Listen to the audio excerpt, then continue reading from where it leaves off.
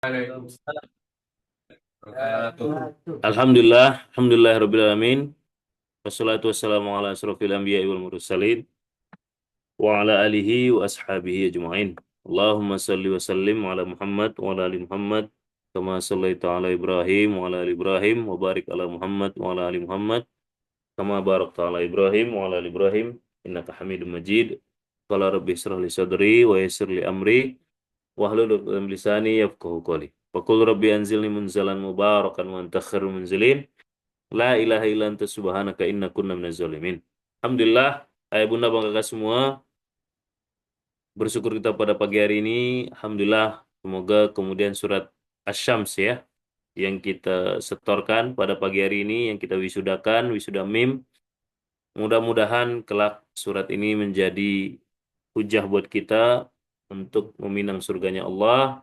Kemudian menjadi wasilah kalau hari ini kita bisa dan pernah sama-sama menyetorkan surat Asy-Syams di dunia, nah, kelak bisa kita sama-sama kemudian membaca surat Asy-Syams kembali di surganya Allah. Amin amin ya rabbal alamin. Selawat berikan salam kepada baginda Rasulullah Sallallahu Alaihi Wasallam. Selawat yang kemudian membuat kita semakin hari semakin yakin, semakin hari semakin cinta kepada sang baginda pembawa risalah keselamatan buat kita, yang kemudian jaminannya tidak hanya di dunia, tapi jaminannya selamat kita di dunia, selamat juga kita di akhirat kelak.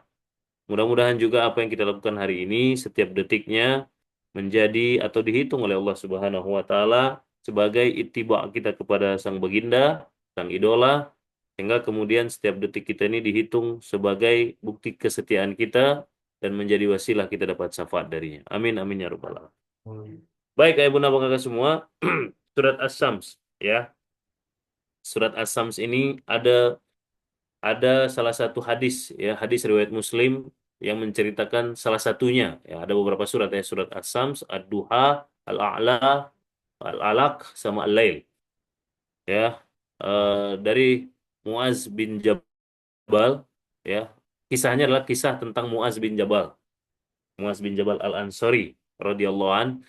Suatu ketika Muaz kemudian memimpin sholat Isya, ya memimpin sholat Isya.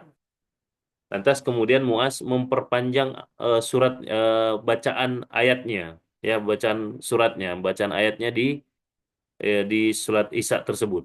Nah, ya memperpanjang bacaan surat tersebut ya sampai kemudian ada satu dari para sahabat, barisan sahabat yang menjadi makmum saat itu keluar dari barisan lantas dia kemudian sholat sendirian ya, lantas sholat sendirian.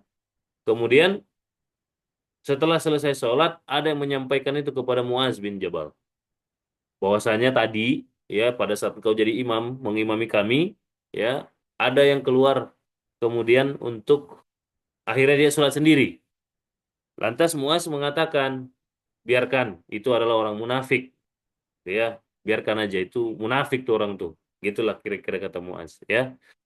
Sampai kemudian terdengar ke telinga si orang tersebut, ya, sahabat yang keluar dari barisan tadi yang dan akhirnya sholat sendiri tadi. Sampai ke telinganya dia pun ngadu kepada baginda Rasulullah Sallallahu Alaihi Wasallam, mendatangi Rasulullah Sallallahu Alaihi Wasallam, ya Rasulullah, aku begini begini begini, ya. Diceritakanlah aku sholat diimami oleh Muaz bin Jabal. Pada saat aku sholat, Muaz bin Jabal memperpanjang surat bacaannya. Lantas aku keluar dan aku sholat sendiri. Dan Muaz mengatakan kalau aku adalah munafik. Lantas Rasulullah SAW memanggil kemudian Muaz bin Jabal. Dan dinasihatilah Muaz. Apa salah satu nasihatnya? Maukah engkau kemudian Muaz tergolong atau masuk kepada golongan orang-orang yang suka apa? Suka memfitnah orang lain, begitu. Makanya kalau sholat itu maka bacalah setelah Al-Fatihah, kalau nggak surat Ad-Duha, surat Asy-Syams, kalau nggak Ad-Duha, kalau nggak Al-Alaq, kalau nggak Al-A'la, kalau nggak Al-Lail. Hadis riwayat Muslim. Nah, ini 5 surat yang disampaikan oleh Rasulullah SAW untuk dibaca setelah selesai atau kok setelah Al-Fatihah dalam sholat, berdasarkan cerita atau kejadian yang dialami oleh Muaz bin Jabal Al-Ansari. Nah ya, ini berarti buat Ananda para santri Spartan yang sering menjadi imam, ini juga menjadi bagian dari keutamaan ketika antum menjadi imam memilih surat yang 5 ini, gitu ya. Nah, kalau Jaya kan surat Al-Baqarah dia. Yang surat Al-Baqarah dia yang diambil sama dia apa itu surat Asy-Syams katanya. Kurang panjang. Dia surat Al-Baqarah. Kalau Jaya tuh Alif Lam Mim. Nah, orang udah mulai gelisah kan? Allahu Akbar kata dia. Nah, penting Al-Baqarah. Nah, jadi ini bagian dari salah satu keutamaan surat Asy-Syams. Nah, kalau kita lihat komponennya, komponen suratnya, kalau kita tadaburi surat Asy-Syams itu bunyinya gimana tadi? Wasyamsi waduhaha. Sepasang nggak itu? Wasyamsi waduhaha. Wal qamari idza talaha. Jadi matahari pasangannya apa? Kalau matahari siang, kalau malam bulan. Wan nahari idza jallaha. Itu apa tuh nahar? Siang. Wal laili idza yaghshaha. Siang pasangannya apa? Malam. Was sama'i wa ma banaha wal ardi wa ma tohaha. Langit dan bumi. Pasangan lagi? Pasangan lagi. Ya. Jadi lihat. Wasyamsi wa duhaha. Ini semua sumpah loh ini. Ini semua ini Allah bersumpah ini demi semua ini. Ya kan? Wasyamsi wa duhaha, demi matahari. Ya, demi matahari yang ada kemudian waktu duha di situ. Wal qamari idza talaha. Ya kan? Demi kemudian bulan yang datang setelah matahari mengiringi. Siapa yang diiringi? Apa yang diiringi? Matahari. Wan nahari idza jallaha, dan malam dan siang ketika kemudian menampakkannya. Ketika kemudian siang itu menampakkan diri. Wal laili idza yaghshaha, dan kalau malam kalau siang itu bikin orang nampak, kalau malam itu bikin orang nggak nampak gitu. Maka gelap gulita menutupi, ya kan? Was sama'i wa ma banaha, dan kemudian demi langit yang sangat menakjubkan apanya? Pembuatannya. Wa ma banaha. Bana ayah benau. Apa tuh? Membangun. Bangunannya. Menakjubkan kan? Langit tuh nggak ada tiang-tiangnya. Ya nggak ada tiang-tiangnya. Mana tiang langit tuh? Ada yang pernah ketemu dengan tiang langit? Aduh, kepentok gua kemarin. Gimana di tiang langit gitu? Ada? Ada? Nggak ada ya? Belum ada yang ketemu dengan tiang langit kan? Ya, yang senderan di tiang langit ada? Nggak ada ya? Belum ada. Makanya begitu menakjubkan. Maka lanjutannya apa? Wal ardi wa ma tahaha, dan demi bumi yang juga menakjubkan apanya? Ham Hamparannya. Ya, kita nggak usah mempertanyakan, memperdebatkan di sesi ini. Jadi datar apa bulat ya? Nah, serah kau lah. Kau yang yakin bulat, bulat lah. Yang makin datar lah. Yang penting kau sholat. Ya. Cuma intinya ada yang pernah kemudian jumpa sama ujung daratan. Ada yang pernah jumpa dengan ujung daratan? Hah? Ada? Belum ada. Belum ada satupun manusia di muka bumi ini yang jumpa dengan ujung daratan. Ada ya. Pas di pinggir pantai kan habis tuh daratan. Lautan itu termasuk daratan nggak? Termasuk art nggak? Termasuk. Al-Ardun itu termasuk darat dan laut. Air dan tanah gitu loh. Itu Al-Ardu. Bentangan. Bentangannya itu termasuk. Maka apa maknanya sini? Sebelum kemudian Allah berbicara wa nafsi wa ma sawwaha, maka Allah kemudian bersumpah dulu dengan apa? Nah, dengan fasilitas yang diberikan kepada sosok yang ada di ayat 7. Apa itu? Wa nafsi wa ma sawwaha. Ya kan? Enam ayat di awalnya itu adalah sumpah semuanya tentang fasilitas yang Allah ciptakan untuk jiwa-jiwa. Untuk jiwa siapa? Jiwa kita manusia. Maka kemudian ketika kemudian Allah berbicara tentang nafsunnya, wa nafsi wa ma sawwaha, demi jiwa serta penyempurnaannya. Jadi tidaklah sempurna semua ciptaan yang Allah sampaikan tadi itu, walaupun begitu menakjubkan kemudian langit itu, ciptaan langit itu, walaupun kemudian begitu istimewanya hamparan daratan itu sampai kemudian tak ada ujungnya, ya kan? Tidak sempurna kata Allah kalau tak ada siapa? Manusianya, gitu loh. Ini nih kita memaknai ini adalah ini Allah nih bersumpah segitunya, tangkin kemudian bahwasanya wasyamsi wa ma duhaha wal qamari idza talaha dan seterusnya. Ini Allah ciptakan tak akan ada maknanya, tak akan ada artinya kalau nggak ada wa nafsi wa ma sawwa. Kalau nggak ada jiwa Adam untuk menyempurnakan ciptaan Allah. Makanya kemudian kita disebut dengan, makanya masuk ke 3T. Salah satu di 3T itu tahu diri. Siapa kita nih? Nah, tahu posisi. Siapa kita nih? Wa ma khalaqtul jinna wal ins illa liya'budun. Itu kemudian menyatakan, oh kita ini hambanya Allah. Tetaplah kita ini masih ciptaannya Allah. Sebagaimana Allah menciptakan langit, bumi, bulan, ya kan? Matahari dan seterusnya. Kita juga ciptaan Allah. Tapi posisi kita beda. Apa itu? Wa idh qala rabbuka lil malaikati inni ja'ilun fil ardi khalifah. Kenapa kita khalifah? Karena ini wa nafsi wa ma sawaha. Karena kita lah yang tidak ada kemudian kesempurnaan dari ciptaan Allah itu kalau kemudian tak ada kitanya. Istimewa nggak kita tuh? Istimewa. Istimewa? Istimewa nggak? Istimewa. Ente itu harus paham kalau ente itu istimewa. Kita ini harus paham kalau kita manusia ini segitu istimewanya. Bukan kemudian katanya. Memang begitulah kemudian Allah sampaikan. Makanya Allah segitunya membela kita di hadapan malaikat. Walaupun malaikat meragukan kita. Iya kan? Malaikat meragukan kita kan? Wa idh qala rabbuka lil malaikati inni ja'ilun fil ardi khalifah. Apa langsung kata malaikat? Qalu ataj'alu fiha may yufsidu fiha wa yasfikud dima. Ya Allah, ngapain ciptain manusia tuh? Kerjanya cuman bikin rusak, saling bunuh. Terbukti nggak? Terbukti nggak? Terbukti nggak kata malaikat tuh? Terbukti sebenarnya. Tapi tetap dibela nggak kita sama Allah? Buktinya, matahari tetap terbit nggak? Bulan tetap bersinar nggak? Tetap. Coba. Kita nih makanya manusia nih kurang ajar betul. Ya kan? Udahlah ternyata yang diragukan malaikat itu terbukti. Tapi Allah masih kemudian bela kita. Masih kasih fasilitas. Itu pun tak bikin kita kemudian mau bertobat. Mau kemudian sadar. Masih ada pula di antara kita tuh yang ngomong, kayaknya aku nggak pantas deh. Mati aja kau kalau gitu. Ya kan? Makanya itu paling nggak terima tuh kalau ada santri ngomong, apalagi mau mundur dari pondok, alasannya apa? Merasa nggak pantas, merasa nggak layak. Itu udah jelas-jelas kemudian dia ngeledek. Siapa yang dia ledek? Allah yang ente ledek tuh kalau ngomong begitu. Beranilah ngomong begitu coba dari sekarang. Beranilah bermindset seperti itu. Orang Allah apa bela-bela kita di depan malaikat kok? Apa kata Allah? Qalu ataj'alu fiha may yufsidu fiha wa yasfiku dima, kata malaikat, apa kata Allah?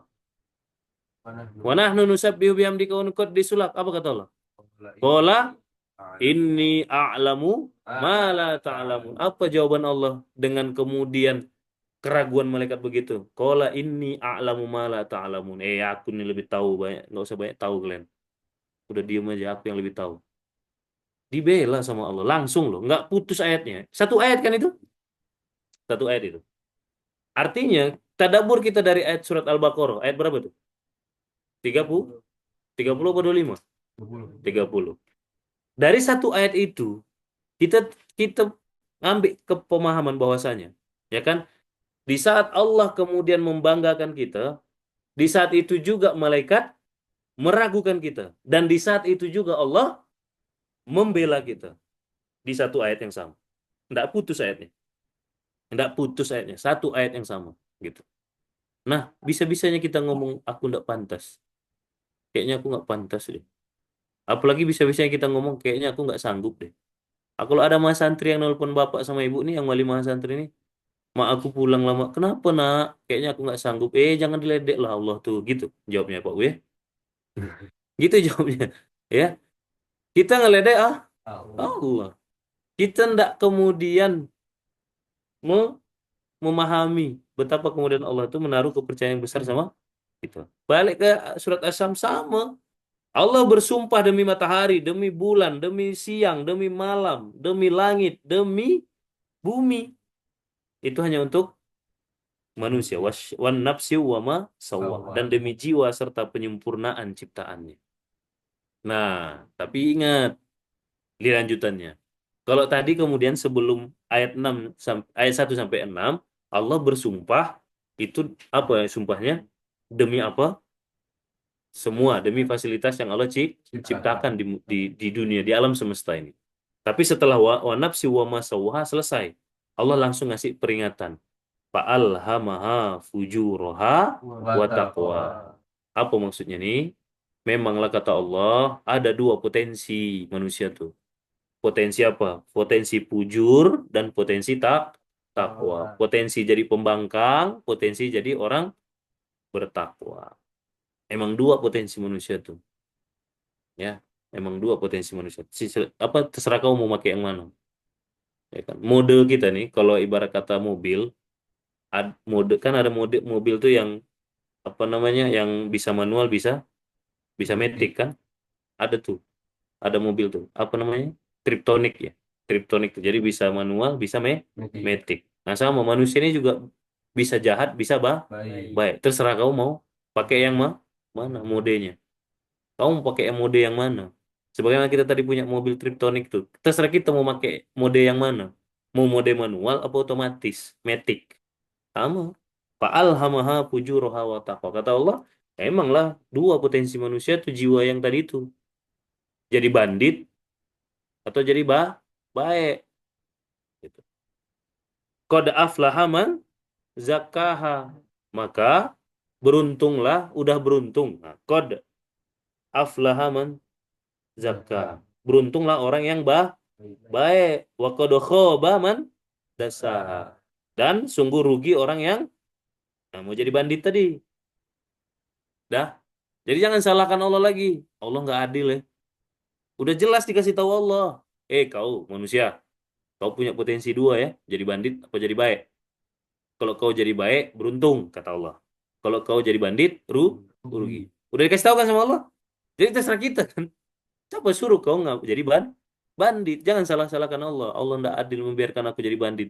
Gimana ceritanya? Allah udah kasih tahu. Aku nggak tahu bang, makanya baca Quran. Aku nggak tahu bang ada di surat As-Sams, makanya baca Quran, makanya ikut meme, makanya kalau wisuda tuh setor, gitu. Ada yang nggak nyetor tadi? Ada, gitu loh. Kan namanya buku petunjuk ada di sini semua. Nggak akan lan tadillu abada kata Rasul, nggak akan pernah kemudian sesat selama-lamanya. Kalau berpegang kepada Al-Quran dan Sunnah, ada di sini, itu ada di sini. Ya, aflah man zakka, qad aflah man zakka wa qad khaba man dassaha. Coba lihat terakhir ya. Dari ayat 11 sampai terakhir ayat 15, itu contoh baik apa contoh buruk yang Allah kasih? Hmm? Contoh baik apa contoh buruk? Hah? Mak itu aja kalian nggak bisa bedain. Contoh baik apa contoh buruk? Contoh buruk. Kan samud kan? Kadzabat samudu bitaqwaha idim ba'sa asqaha dan seterusnya ilal akhir surah, ya kan? Contoh contoh baiknya ada nggak ayat Allah kasih? Nggak ada kan? Adanya contoh buruk kan? Kan tadi qad aflaha man zakkaha itu orang-orang yang ngambil kebaikan kan. Wa qad khaba man dasaha dan udah rugi orang-orang yang ngambil mode buruk tadi kan. Terus sampai akhir surat contohnya harusnya kan Allah kasih contoh baik satu, contoh buruk satu kan begitu kan? Ini enggak, cuman contoh buruk. Apa artinya tuh? Apa artinya tuh? Nggak ada alasan lagi nanti. Ketika kita kemudian tetap berbuat buruk, kata Allah apa? Kan udah aku jelaskan di surat As-Sams tuh bahwa kalian manusia itu punya dua mode, bisa jadi bandit, bisa jadi baik. Beruntung orang yang baik, berugi orang yang bandit. Ngapa kau jadi bandit juga? Udah aku kasih contoh dari surat ayat ke-11 sampai ayat 15 tuh. Khusus contohnya cuma yang buruk kasih itu. Biar nggak kau ikuti juga, kau ikuti juga. Jadi jangan pernah ada, karena kadang suka orang bertanya kan gitu. Di mana sih keadilan Allah tuh? Kenapa emang? Kenapa Allah membiarkan orang yang jahat itu? Kenapa Allah nggak kasih aja hidayah? Udah, udah udah dikasih. Cuma memang dia tetap ngambil keras keras kepalanya. Nah itu. Maka hikmah yang kita ambil dari Asyams yang kita kemudian apa namanya khatamkan pagi hari ini ada berapa berarti? Hmm? Ada tiga. Yang pertama, ini bukti bahwa semua fasilitas, bahkan Allah bersumpah, semua fasilitas di muka bumi ini itu tidak akan kemudian ada apa-apanya di mata Allah. Yang menyempurnakan ciptaan Allah itu adalah kehadiran kita sebagai manusia. Artinya apa nih surat ini?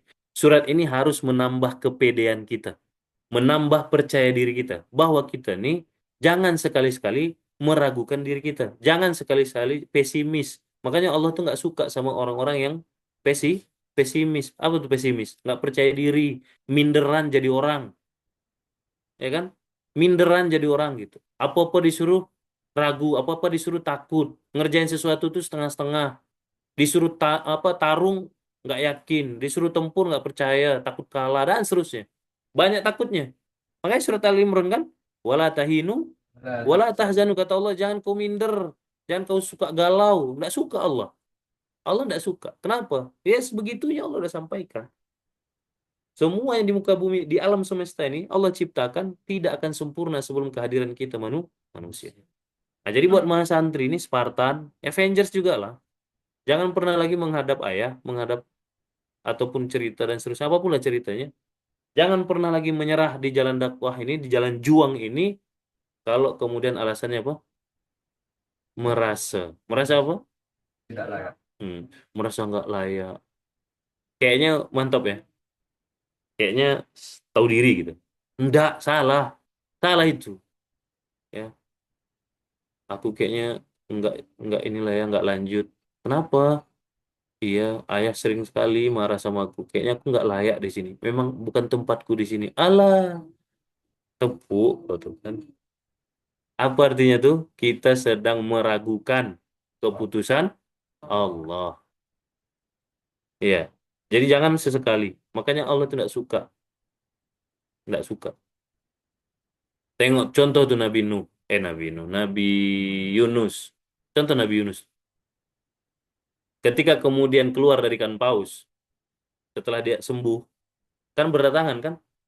Ratusan ribu dan terus bertambah umat yang beriman kepada dia, yang ikut menjadi jamaahnya. Apa kata Nabi Yunus? Emang janganlah, aku tidak layak. Aku baru keluar dari ikan paus. Begitu? Enggak.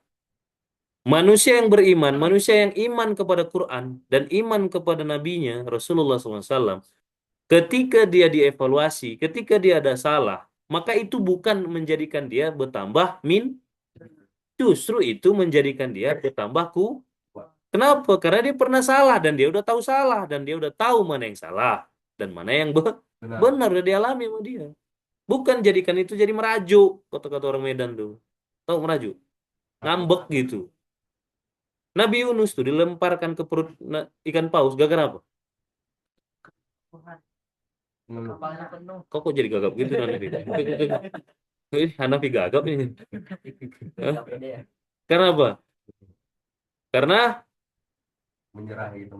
menyerah dan Ngambek. ngambek. Nabi, nabi loh ini yang ngambek nih. Coba lah ngambek lah kau.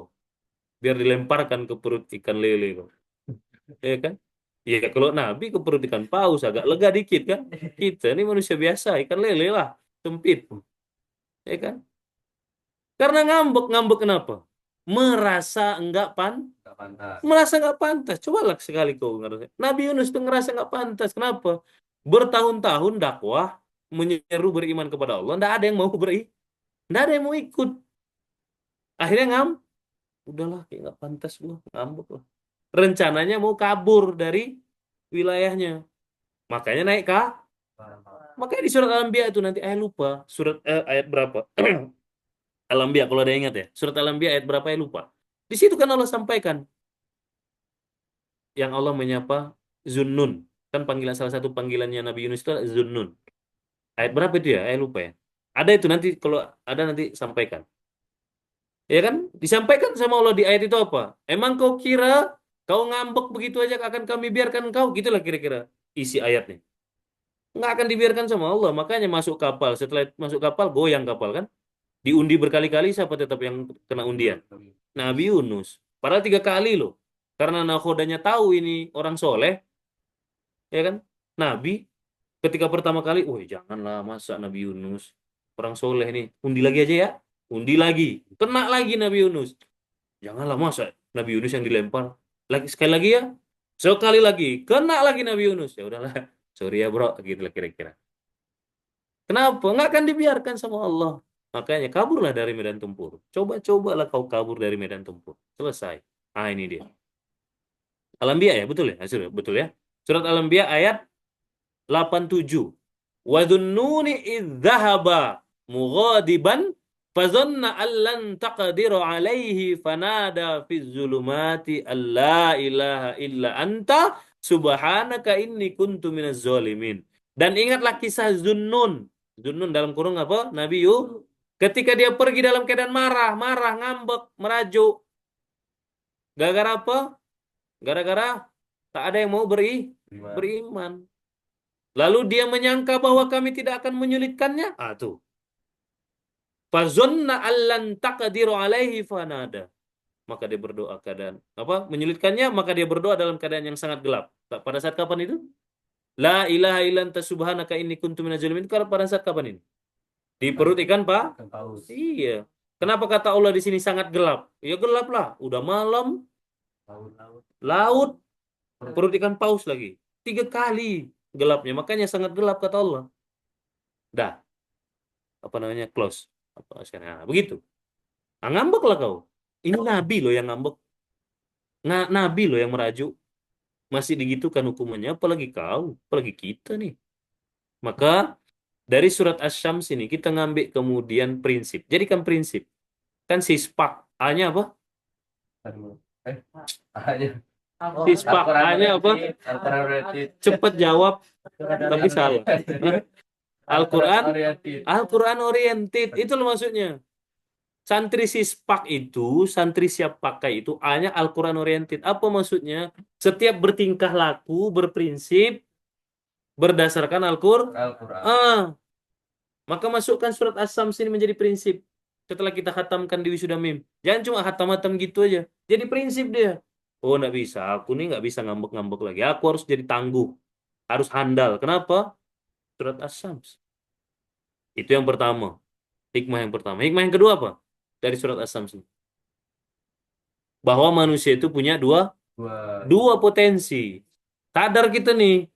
Jadi kalau hari ini kita lagi baik, jangan jumawa. Kenapa? Karena nanti bisa jadi kita jadi Guru. karena kita punya dua potensi itu. Pun kalau hari ini kita sedang kemudian buruk, jangan apa? Jangan putus, jangan putus asa karena kita bisa jadi. Makanya kata Allah, la taqnutu min rahmatillah. Jangan putus asa kau dari rahmat Allah. Sebandit apapun kau hari ini, jangan pernah putus asa. Karena sejatinya kau punya kemudian mode baik. Pun yang hari ini jadi orang baik di lingkungan masjid, jadi santri, jadi Avengers, jadi Spartan, jangan jumawa karena bisa seketika kemudian terbalik modenya menjadi Guru. buruk. Begitu loh. Ini hikmahnya nih surat As-Sams. Walaupun cuma 15 ayat, dalam ini pesan diri surat As-Sams. Itu yang kedua. Yang ketiga? Contoh. Hmm? Udah dikasih sama Allah Contoh. fakta bahwa yang beruntung tuh yang baik, yang rugi itu yang Yang guru. dan udah dikuatkan dengan Contoh. contoh. Contohnya nggak nanggung-nanggung. Satu kaum. Kaum apa tuh? Samud. Kaum Samud tuh. Nggak satu orang contohnya. Satu Satu kaum. satu kaum contohnya. Masih juga mau jadi buruh. Jangan salahkan Allah lagi. Itulah kira-kira. Oke? Nah, inilah dia tadabbur kita di surat As-Sams. Pesan yang disampaikan surat As-Sams, maka kalau yang sudah hafal, jangan ditinggalkan, jangan dihilangkan. Sama-sama kita untuk terus murojaah. Ini pun apa namanya pesan buat saya ya untuk kita terus murojaah. Nah, buat itu tadi buat imam boleh nih Ini kan lagi momentumnya kita mimnya wisuda As-Sams. Nah, jadi nanti maghrib baca surat As-Sams. Isya baca lagi surat As-Sams. Biar sampai terngiang sama itu. Oh iya, iya. Jadi prinsip. Gitu. Ya kan? Nah, agak seminggu lah surat As-Sams. Ya kan? Nah, jadi jangan Al-Baqarah lagi. Wahyu nih. Ya kan? Tapi Wahyu sekarang subuhnya cepat deh. Satu-satu ayat, Allah Akbar gitu. Nah, kenapa? Kok gitu sekarang yuk? Hah? Jangan ngambek gitu dong yuk. Ya. Kasihlah 2-3 ayat yuk. Kan kita lagi menikmati suara indahnya Wahyu kan. Lagi nikmatin Allah Akbar. Ah, penanggung ya. Gitu. Tapi jangan juga satu surat Al-Baqarah. Ya. Baik, begitu. Ayah bunda bangga kakak semua yang bisa saya sampaikan. Inilah dia apa namanya tadabbur yang bisa kita maknai, kita ambil pelajaran, jadikan prinsip dari surat As-Sams. Was-samsi waduha wal qamari idza talaha wa wan nahari idza jalla wal laili idza yaghsha was samai wa ma bana wal ardi wa ma taha wa nafsi wa ma sawwa fa alhamaha fujuraha wa taqwa qad aflaha man zakkaha wa qad khaba man dassaha idzim ba'asa belum kadzabat samudu bitaqwa terus idzim ba'asa asqaha terus faqala lahu Rasulullahi naqatallahi wa suqya. Terus fakadzabuhu fa'aqaruha fadamdama alaihi rabbuhum bidambihim fatawwaha wala yakhafu uqbaha. Maka orang-orang yang berbuat buruk itu seolah-olah dia tidak takut sama Tuhan hari pembalasan Tuhan. Begitu. Mudah-mudahan kita dijauhkan dari Allah, dijauhkan oleh Allah dari apa? Dari fujur, dari sikap banditnya kita. Tapi kemudian Allah lekatkan senantiasa kita istiqomahkan kita di takwanya kita sehingga kita menjadi orang beruntung terhindar dari orang-orang yang merugi. Yang baik datang dari Allah, yang salah datang dari saya. Ambil kemudian baiknya, buang yang buruknya. Kita kemudian camkan dalam nurani kita, dalam jiwa kita, dalam relung hati kita. Surat Asy-Syams ini jadilah prinsip buat kita semuanya. Mudah-mudahan Al-Quran ini menjadi penerang. Mulai dari di dunia sampai nanti kita sampai duduk manis di surganya Allah. Amin, amin, ya Rabbal Alamin. Kita tutup dengan alhamdulillah, alhamdulillahirabbil alamin. Saya balikkan kepada MC. Rabbana taqabbal minna innaka antas samiul alim. Assalamualaikum warahmatullahi wabarakatuh. Waalaikumsalam warahmatullahi wabarakatuh. Syukran.